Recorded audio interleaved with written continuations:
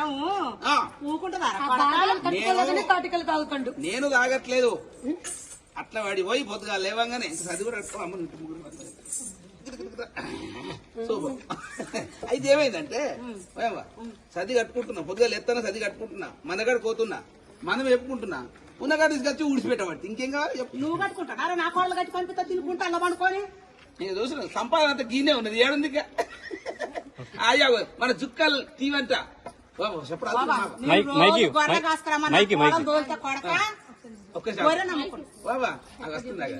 ఒక్క నిమిషం మైక్ ఇద్దరు పేర్లు గుర్తుపెట్టు.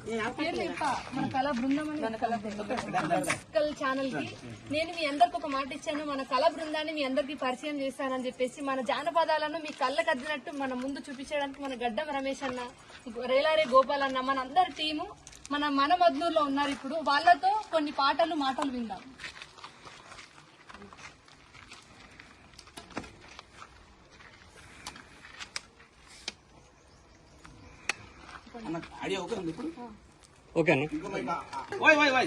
వరలకు బొమ్మంటున్న ప్రోగ్రాంకి వచ్చినవేరా? ఏం చేయమంటావు మీరు అందరు కలిసి ఇక్కడ పాట పాడుతున్నంత ఒక్కతానే మోపోయినాక నేను గాయం చేయాలా? నా కోడలు కోడిలింగ లేచింది, సదలు దంచింది, సద కట్టుకొండింది, సర్ది కట్టింది, సర్ది కూడా తీసుకున్నావు. ఇక్కడ దాకా వచ్చిన గొర్రెల వాళ్ళు గొప్ప చెప్పొచ్చినావురా?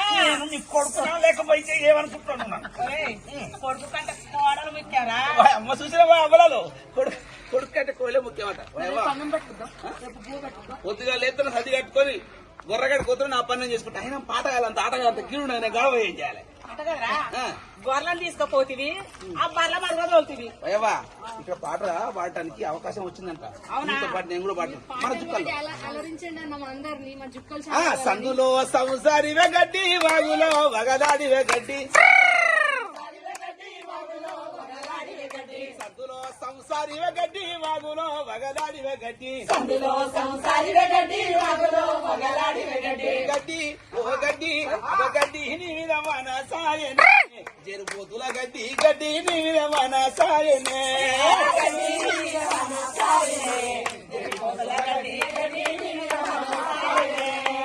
జన వెడితే జనడు కందవు, మూడ వెడితే మూరడు కందవు, గడ్డి ఓ గడ్డి గడ్డితోటి నువ్వు దానికి మీద పాడబాడినావు. నా కోడలు ఊకుంటుందా? గాలి నచ్చింది. ఒకటే అన్నం పట్టుకుని ఒకటే అంటున్నావు. ఇప్పుడు నీకు వచ్చిన బాధ ఏంటి? ఇప్పుడు అన్నం తిరిగితే నీకు వదిలి అన్నం పెట్టుదని నాకు నచ్చి మొహదానా నా కోడలకు అన్నం చేస్తే నేను ఊకుంటున్నా?